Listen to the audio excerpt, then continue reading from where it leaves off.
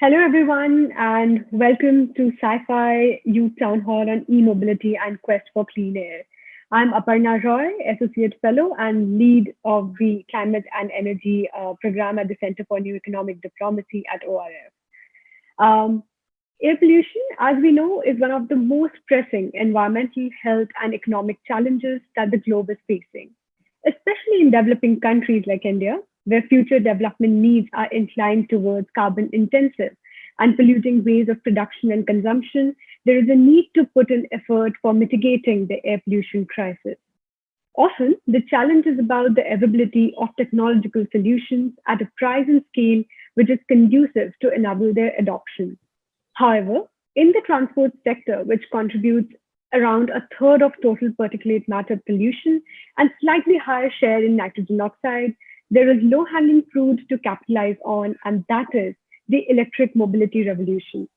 As India strives to adopt electric vehicles at a scale to address air pollution, there are important questions around the viability, inclusivity, sustainability, ecosystem development, competition issues, and resilience of transportation solutions offered by electric vehicles. Furthermore, the highly price-sensitive segmented market of Indian users require a carefully drawn-out roadmap to adopt e-mobility at scale, given the political economy, fiscal realities, consumer sentiment, investment environments, power sector infrastructure, and macroeconomic developments affecting the prospects of e-mobility. This requires social dialogues and deliberations that seek to decipher some of these complex linkages and enhance the ecosystem of e-mobility so that it addresses the problem completely instead of creating newer ones. Now, this town hall event is a step in this regard where sector experts and public policy professionals will engage with students, the incoming generation of climate-conscious consumers, to discuss some of these issues to inform a more fruitful discourse around electric vehicle in India.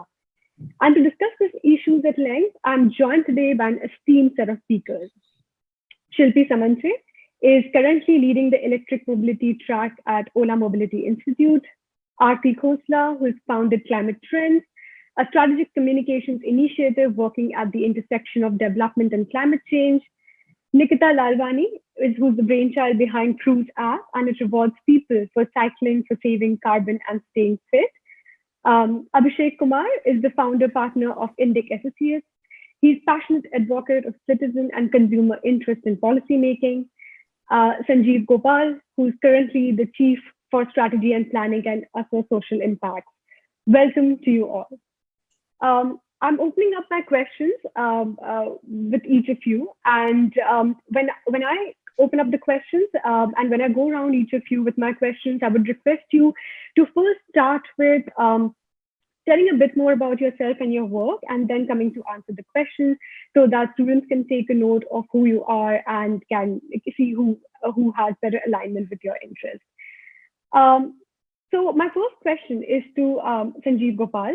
Sanjeev, the globe is going gaga over electric vehicles. They substantially contribute, as the studies say, to reducing air pollution by cutting down on vehicular emission. What is your take on the way EV is approached as a prospect, particularly through incentive structures, subsidy schemes, targets, and commitments? As we know, the electric mobility is garnering the attention of some of the largest tech companies and corporations around the world. In an attempt to onboard sustainability wagon, many corporates have announced impressive targets for EV fleets. In Indian context, this is also supported by lucrative subsidies provided by various state government policies and regulations. Still, we know that there are barriers to smooth adoption of such vehicles by consumers at large. What is missing? What do you think, what more can be done by the states and market to catalyze EV transition in India? Sanjeev, you have 8 minutes to speak. Thanks a lot, Aparna, for that. First of all, very good afternoon to all of you. And in particular, I really would like to thank the Observer Research Foundation for this opportunity that's been created to engage and importantly interact and listen to all of you as well. So I'm really thankful for that on behalf personally and on behalf of my organization. To give a very brief introduction to myself or to add a bit to what Aparna said. So I currently am with the board of directors and senior management of an organization called ASER, which largely works on a range of issues under the umbrella of climate. One amongst them happens to be in the space of the transport and mobility sector. And among several other things, one of the things that we're doing in India currently is as a backbone organization, we are facilitating and coordinating a national network on transport and mobility, which includes EVs, but it also spills over into public transport, non-motorized transport, and what are more people-friendly cities and roads, as it were. Like how do we kind of transport cities for people and not for vehicles? So I'm just kind of wanted to make clear that the EVs sit in as part of a bigger jigsaw puzzle, so to speak. Personally, my background is in the space of, so I've had the opportunity of working a bit across the globe. In my last job, I was with a global organization as the global director for climate and energy and formulating and coordinating plans for 40 countries across Asia, the Americas, Africa, and the Pacific. Academically, my background is a bit mixed. So I started off in the software industry as a software engineer, but I've also kind of spilled over into the space of environmental and international trade law and strategic communications. So that's kind of a bit about me. More relevantly, getting onto the issue in itself. So yes, I think Aparna, you did set a very clear and good context. So maybe just to build on that, the first part, which I think is pretty much a unanimous thing, is there's no longer really a debate about the need to shift. In the sense I suppose the puzzle is more in the scale and the timeline over which that shifts happen and what kind of conditions and what does the ecosystem need to look like to be able to make this shift over. I mean, that's clearly, what do you call it, accelerated in relation to the reality, which is based on, I suppose, globally and within India, the reality of climate change and in particular public health and air pollution is certainly one of the precipitating factors for this jump, so to speak. I think the other side of the spectrum is the issue of, from an Indian perspective, is the fact that we still import most of our crude oil, and that has a significant economic cost in the country, and shifting away is certainly, in the case of transport, is certainly in the interest of the country, besides the environmental gains. And I think even the third kind of big broad reason is, I think, even as compared to a few years ago, where the RE-based power generation is at has certainly shifted for the better on pricing and on scale. And that also makes it a bit more of a viable kind of option, or at least a driver on how this could help. Jumping more, I'm also conscious of time, so I will try and kind of make sure that I speak directly to the question. So on the EVs as a prospective area in itself, I think if I had to point to a couple of things which are absolutely needed, I think the first part of it is clearly setting targets, commitments, and ambition, because I think amongst other things, it does provide a sense of scale, a sense of commitment, and a sense of ambition. And in translation, it does provide some level of certainty on a direction that one is traveling in, which also allows the private sector to look at it in terms of making mid and long-term investments in a certain direction. At the moment, if you look at what's happening kind of around the world and India, there are different kinds of benchmarks, starting with what the World Business Development Council for Sustainable Development has put out as a pledge, which includes 25 leading companies from India, which is also going to be discussed at the Conference of Parties, which will start soon. So that speaks about 65% of the sector, which is across two-wheelers, three-wheelers, and four-wheelers shifting. So that's kind of one benchmark. The government of India had also kind of provisionally put out 70% by 2030. So I'm not quibbling on the figures, on are these the right figures, but the fact that there are figures and there is some sense of scale, I think is very important in terms of setting targets, ambitions, and commitments.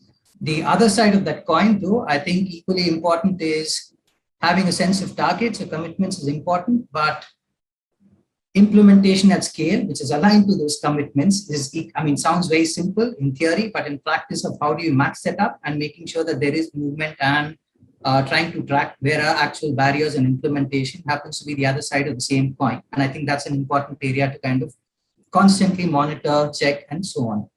I do think that the incentive system needs to be unlocked and certainly considered in terms of allocations, both on the e-finance, both from a risk perspective side, on the business model side of risk, in terms of operation and maintenance, or for that matter, customer risk, associated risk, or utilization risk, or on the other side of it, on the asset side of risk, is one side. And the challenge is certainly, I think, right now, both for manufacturers, big retail consumers, but also individual consumers, is the challenges in terms of high insurance and high interest rates, limited financing options, loan to value ratio kind of a thing. So that certainly is the other area that I need to, that I certainly would punt, that needs to shift and pivot much bigger.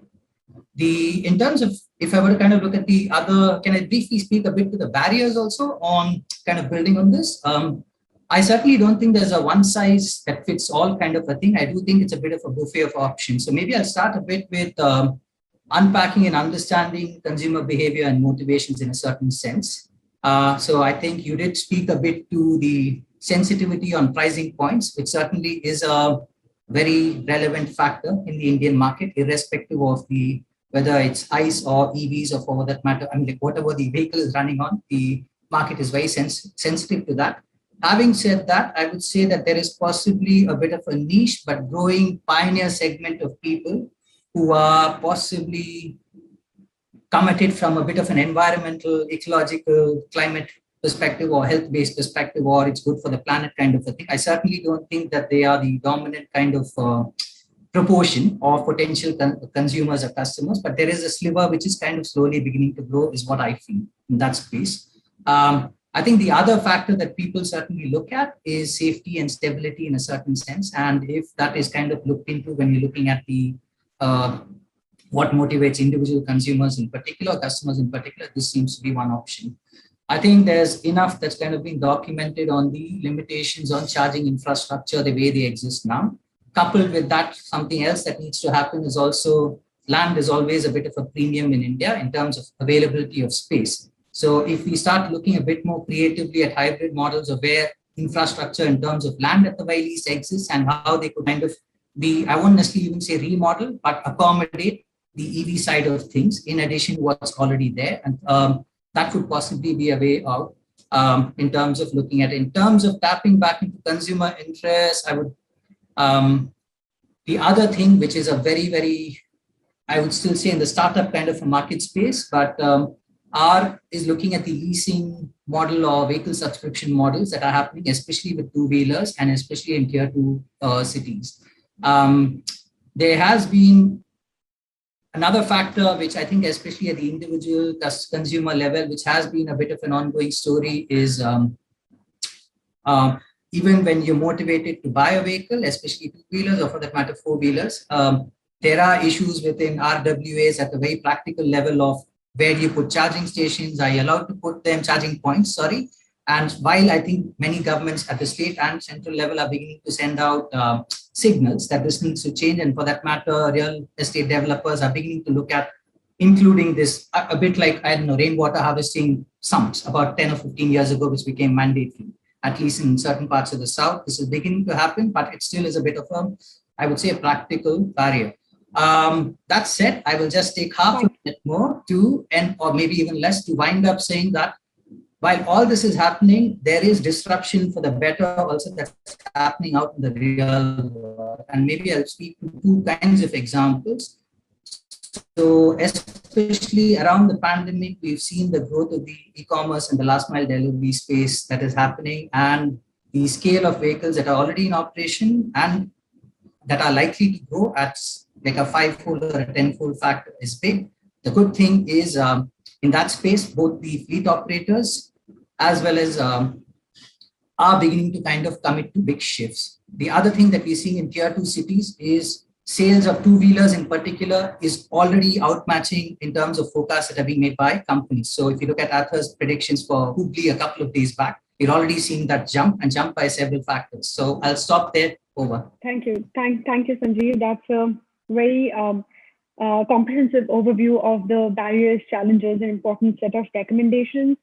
Shilpi, I would come to you now, building on what Sanjeev had just narrated. But before that, I just want to make an announcement for our participants. If you, based on the discussions or overview that our speakers are presenting, if you have questions, I would suggest that please start writing question and answers in the Q&A box if you have access, so that we can track those and we can take questions when we open up for Q&As and interjections.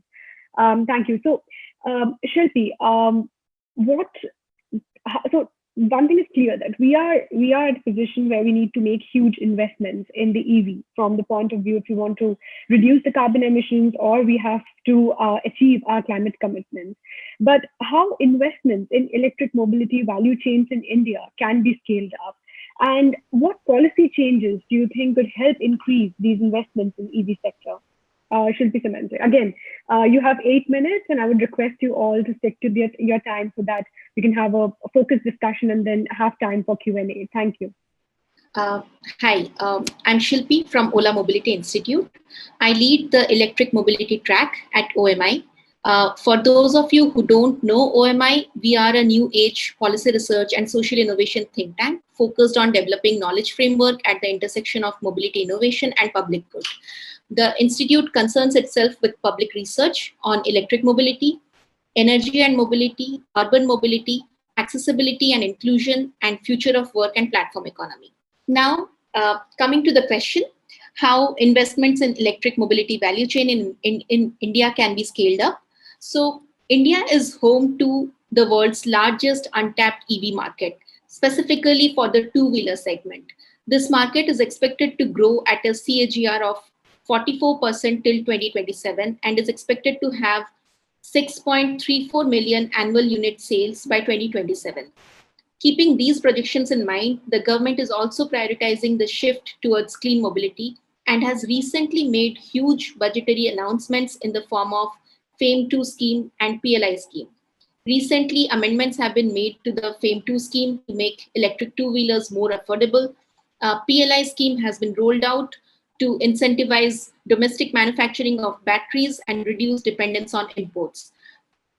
So not just the central government, but there is a lot of momentum at the state level also. There are states like Maharashtra, Tamil Nadu, Gujarat, Karnataka, who have released investor-friendly EV policies and are making timely amendments to keep pace with the changing needs of the ecosystem. They are also focusing on building necessary infrastructure for manufacturing and faster growth of electric vehicles.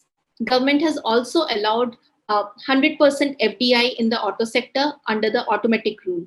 So electric mobility is one area where we witness concerted efforts being taken across the country. And it is not just the government, even the private sector investment is seeing this as an opportune moment to invest in this field. Till now, 3,600 crore has been raised by Indian manufacturers to fund their EV plans. And we are just getting started here. Tamil Nadu expects an investment of around 40,000 crore in the next 2 years, specifically for the electric vehicle segment. So if we see private money being pumped in for a cause, then it means it is not just a cause, but a lucrative business opportunity as well. And electric vehicles are moving away from only being a global cause to a need of the hour and now to a profitable business venture. So that was about government and private investment.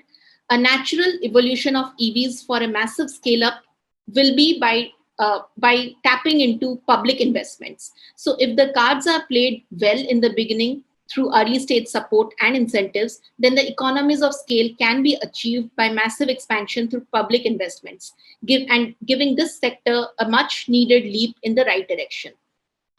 Just like a strong support is needed for a massive jump, we need a strong regulatory backing in the beginning to help EVs take a massive leap to the future of their own.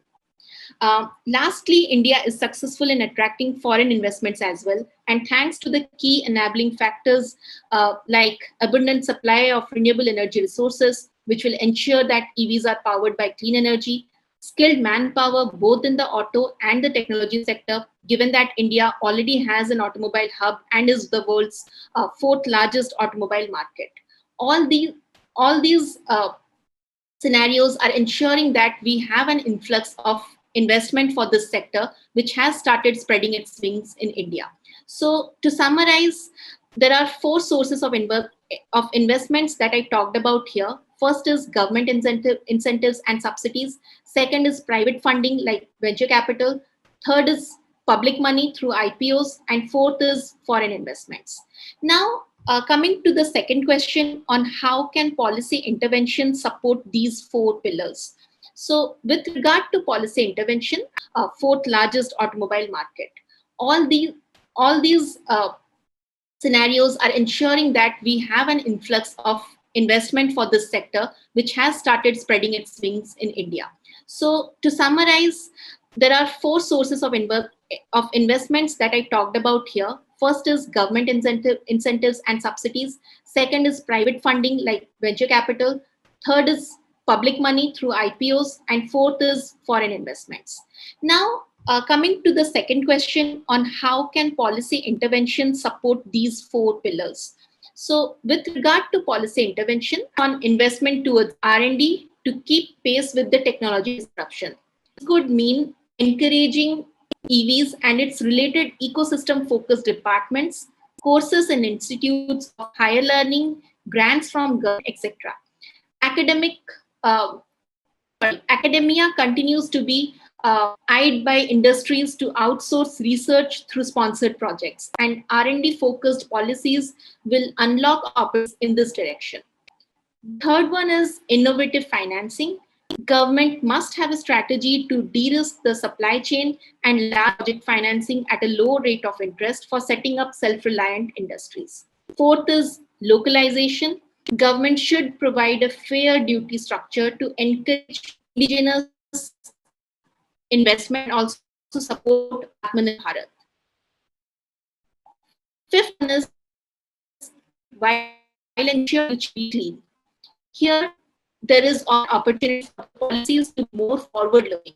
Once adoption starts, the focus will turn towards renewable energy uses and battery disposal. So, right directives in the policies from now itself will ensure that industry is looking at an end-to-end solution, which will help in bringing investments for the overall EV value chain. Last, but the most important one is the charging infrastructure. There is another policy dimension where enough emphasis is not being given on localized EV infrastructures, making it mandatory for every upcoming or current residential or commercial establishment to have enough EV chargers supported through solar panels will also open up another arm of investment for this sector and will also take pressure off from the public charging infrastructures.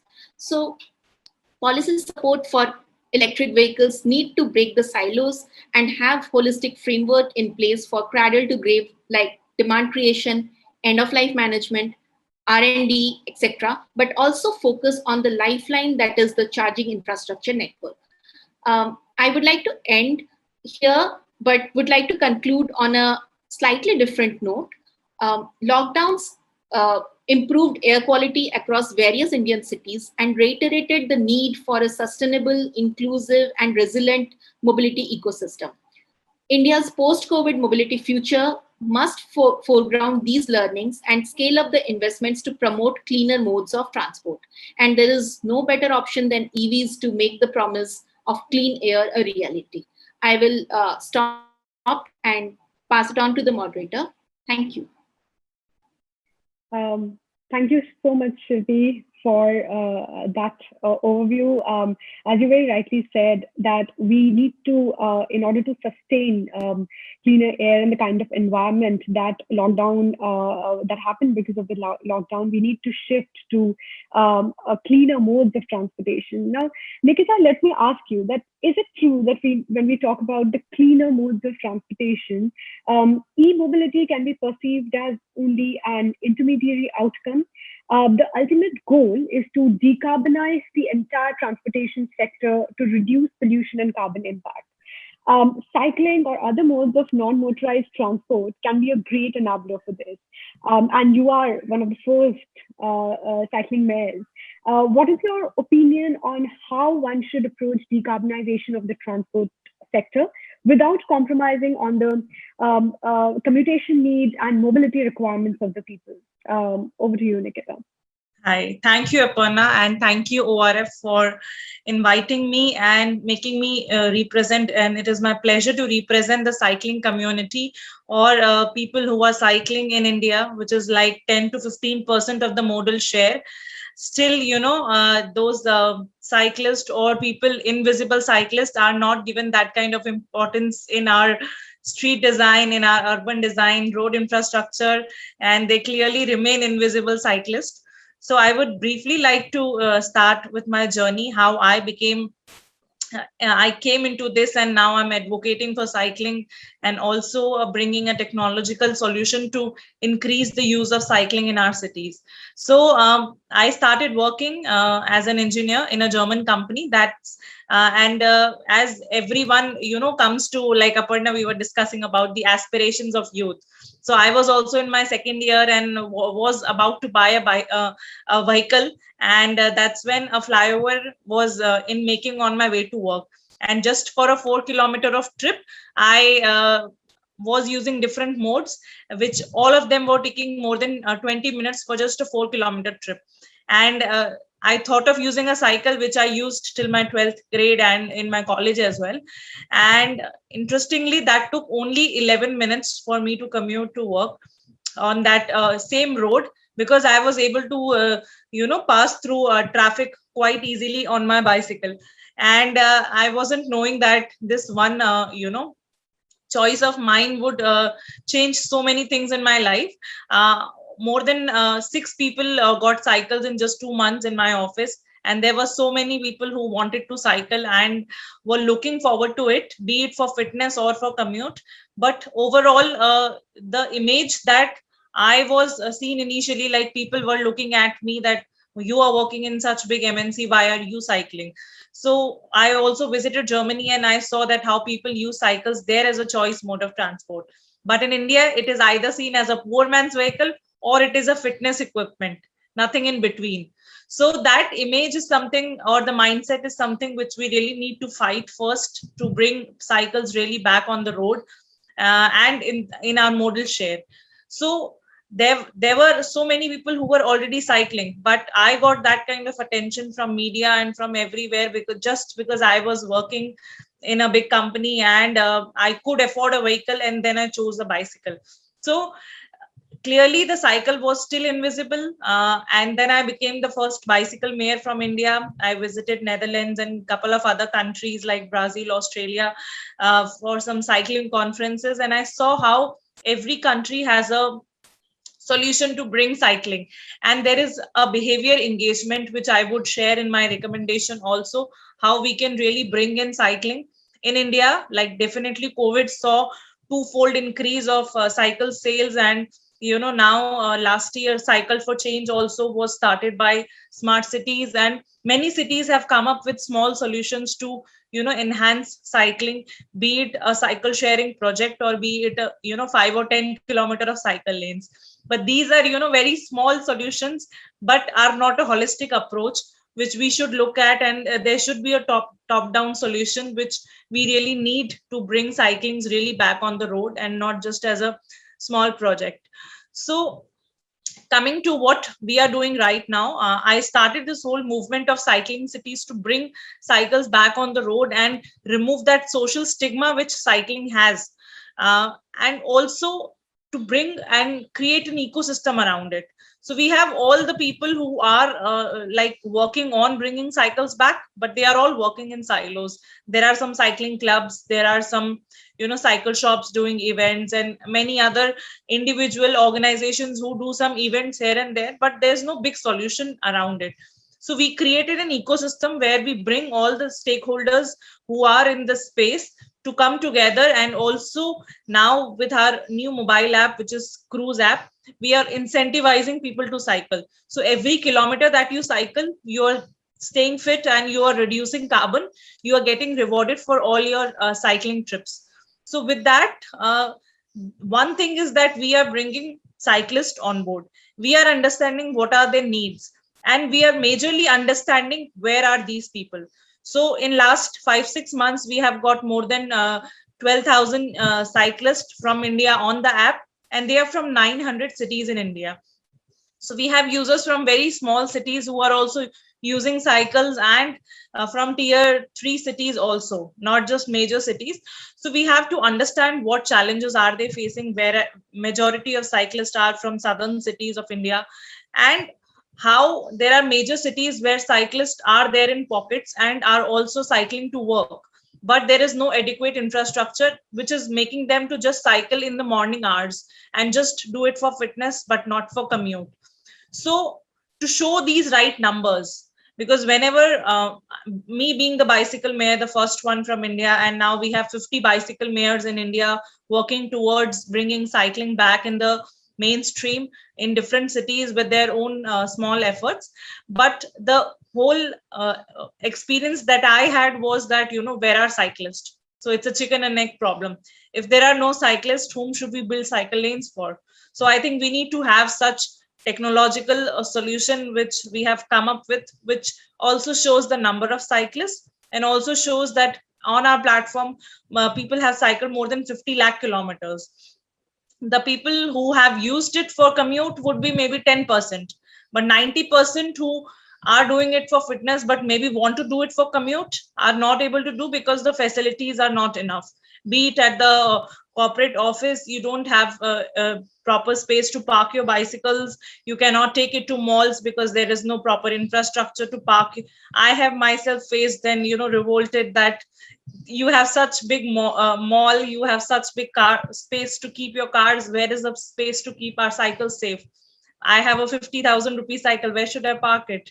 So all these problems which many cyclists face, they do want to cycle, but there's no adequate infrastructure. So my recommendations would start. The first one is the behavioral engagement, which requires not just providing 100 cycles for people to cycle as a public cycle sharing system, not just providing 20-kilometer lanes, but providing a whole ecosystem for people to bring about this behavioral change in people, which is about bringing cycling skills, advocating skills to people.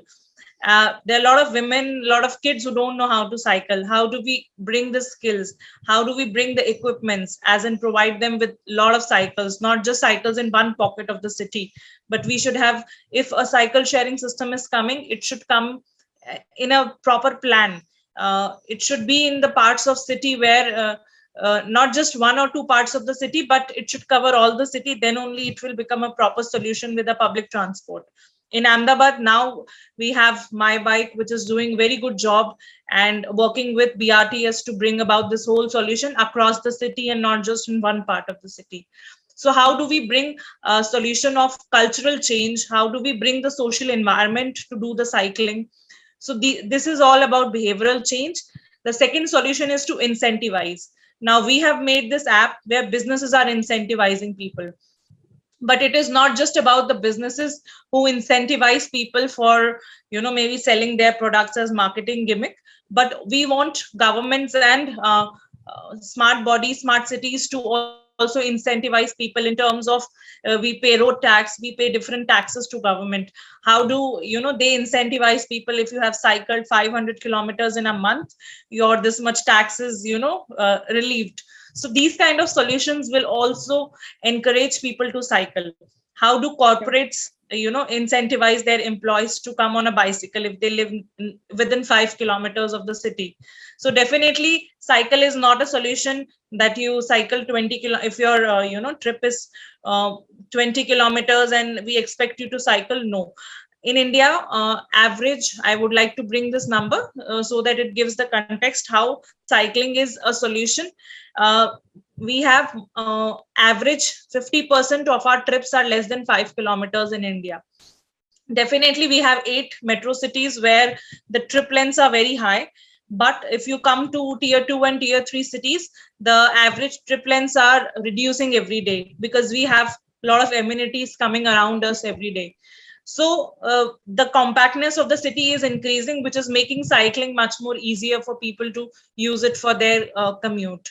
So incentivizing by corporates, by smart cities, and by the government bodies.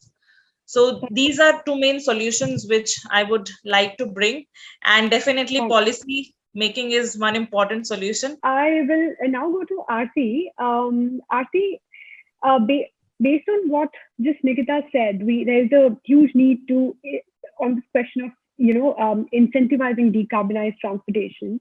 Now, given the nature of Indian automobile market, it is often highlighted that the need for e-mobility solutions is focused on two-wheelers, three-wheelers, and public transportation.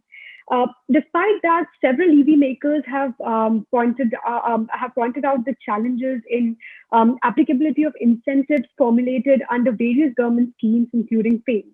On the other hand, several industry players have called for EVs to be a subsidy agnostic policy prospect. What is your take on the incentive and subsidy heavy policy scenario being adopted for EVs, and how to ensure sustainability of such an approach? Thanks, Aparna, and hello, everyone. Sorry for joining late. My organization also works at the intersection of what is good policy and how both the policymakers and the public understand it. So I'll try to say what I have to say, not just from a very technical and research perspective, but also from the perspective of how consumers, the public, and the wider citizen groups understand all of that. And I think I will start definitely by saying that in the 2 or 3 years that have gone by, especially in a lot of cities which have been troubled with air quality concerns, there is a heightened discussion on electric mobility, and there is no going away from that recognition now that the way the city's mobility will happen over the next 5 to 10 years, that will be game changing. It's pretty much, for those of us who have also followed the climate debate to a certain extent and have seen the kind of change that has happened, if you will, in, say, with the coming in of solar power and wind power, and how, sector like coal has suddenly started to languish. It's pretty much the same case that you have a very well-entrenched automobile market in the country where you have the internal combustion engine, as it's called, but now the winds of change are definitely coming. There is a lot more discussion on every front, not just in terms of, policy and incentivizing EVs and states and cities coming up with their plans, but also consumers trying to figure out, on the one hand, should they buy an EV because the total cost of ownership of a two-wheeler is already less, or should they consider buying an electric vehicle because they also feel if that's the contribution that they can make for a livable city, then so be it. And, we all know how the COVID-induced lockdowns really brought a sense of what it means to live in clean air for a large part of India, especially those living in North India, eventually experienced clean air almost the first time in decades. And that is by no means, a small feeling to have had.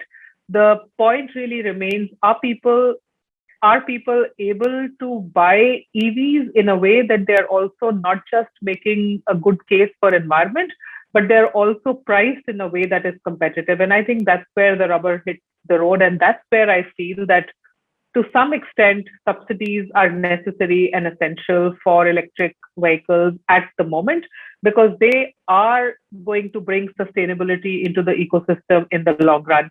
Electric vehicle technology is a new technology. It has to compete with the established market. We have, we can refuel the car anywhere still, but there is a lot of discussion on where we can put charging stations.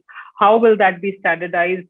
What will be, the anxiety that the consumer will go through if she's going to buy an electric vehicle, and how will that be managed? And there are several of those things which are coming in the way of a deeply entrenched way in which, the world has moved pretty much. And if you try and shake a deeply entrenched way, you need to offer certain incentives. And to that extent, I feel the importance of subsidies is there. And maybe Shilpi and others will have more to contribute, but I think there were these news reports on how because of the FAME 2 subsidies given for two-wheelers when Ather and Ola two-wheelers were launched, eventually some of the states recorded record-breaking sales for two-wheelers. And that's not just because of subsidies. It's also not just because the total cost of ownership of two-wheelers is better off as compared to a traditional scooter. But I think it's a combination of all of these reasons. And people also feel that if they can buy a new product, they can get a new technology, which can also, kind of help make a little contribution to the environment, then that's something that they would definitely go for. And I feel that that's part of, what's happening. I do feel, however, that typically within very academic circles, we try and look at the benefits of EVs, which will come to clean air. Somehow, I don't feel that a lot of consumers and buyers also keep that reason front and center. Because eventually, when people are making a purchase decision, then price consciousness and price parity is a very important point in the Indian context. Very few people will make the switch because it's green and clean and because it's helping the environment.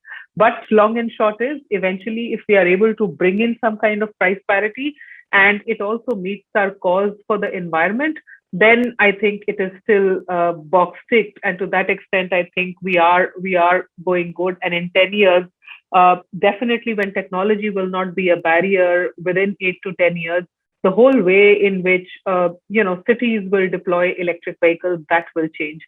We're working closely with the government of Maharashtra, also talking to a few others like Gujarat, and we figured out that all of these have fairly progressive EV policies already. In south of Bombay, I was told by the Maharashtra government that in the bus depots, no longer a bus which is not EV is parked. So in all the bus depots of south of Bombay, only electric buses are parked.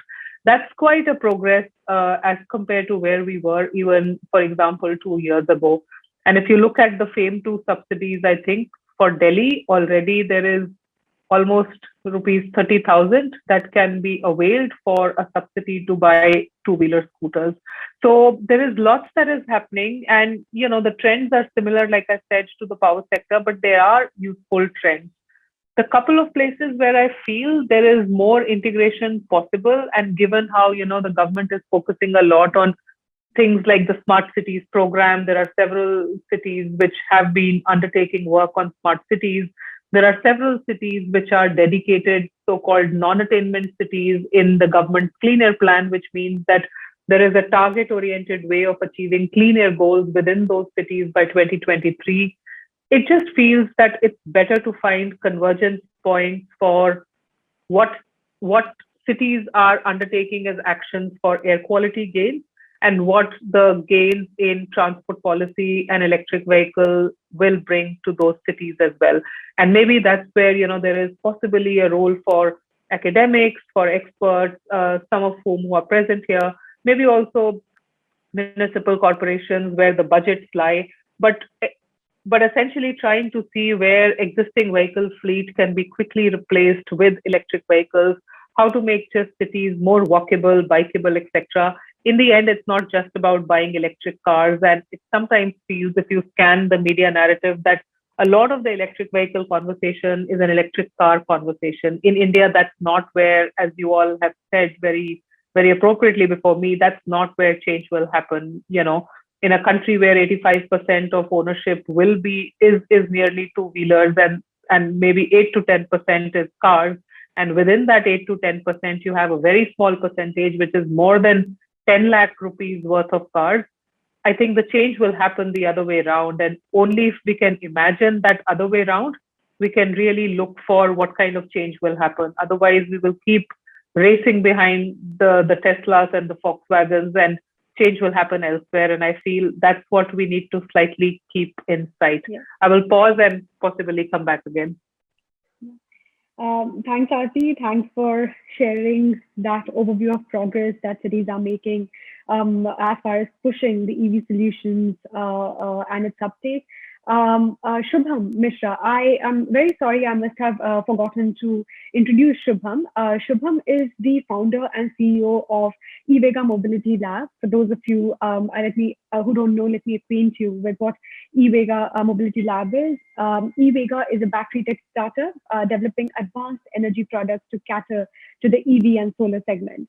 And Shubham, I'll request you to start with introducing you and your work very briefly, and then move on to answer my question. Shubham, so from you, I want to know that on a flip side, there are genuine scientific concerns being raised over the degree of greenness of electric vehicles. Some studies even suggest that there is carbon intensive energy grid scenario in a carbon intensive energy grid scenario like in India. EVs are not poised to contribute significantly towards reducing the carbon footprint. So, how do you think the EV industry is, and how do you think the industry should tackle this issue? Shubham, again, I remind you, you have 8 minutes.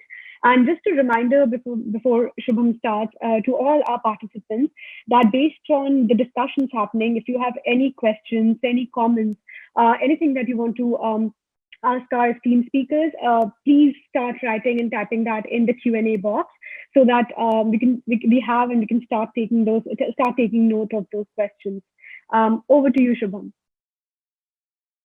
Okay, thank you, Aparna, for inviting me on this platform. So, starting with our journey, we started as an e-bike startup. We built e-bikes earlier, and then we shifted towards the battery tech thing because we were doing our masters from a reputed institute, which is an engineering institute from India.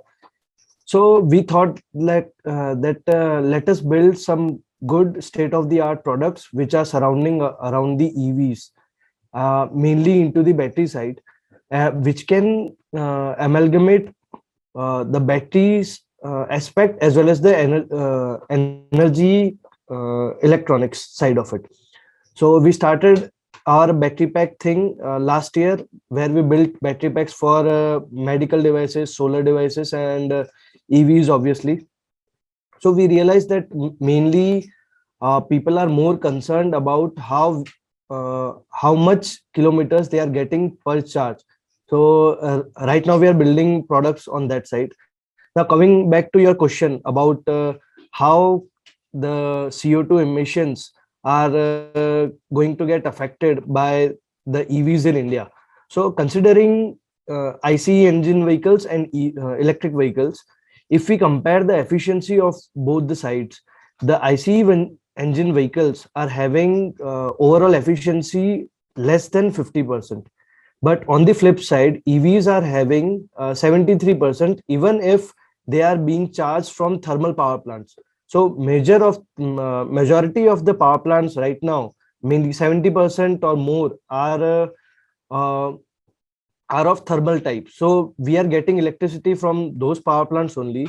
Still, we are managing to get efficiency of more than 73% for any electric vehicle, be it two-wheeler, three-wheeler, or anything. Now coming back to the sales side of it. So specifically for India, the two-wheelers last year which were sold were around 1.56 lakhs. But in this year, considering this financial year, till this date, more than 2 lakh electric two-wheelers are sold. And coming on to the electric car side, the sales are double already. So you can consider Tata Nexon, the MG ZS EV, or any other car model. They are getting exponential kind of growth onto the sales side. So how we can reduce the carbon footprint further using the EVs is mainly through what we can say power decarbonization. So any industry which is producing power on any scale, what they can do, they can shift to alternatives where overall thermal efficiency can be increased, overall loss during the production can be reduced, and what we can get is the batteries which are used in electric vehicles, they should have zero emissions during their production also. So that is happening through various PLI schemes and supply chain management in India. In parallel with that, we can consider solar and wind technologies for charging our basic infrastructure as well as for the production side of it.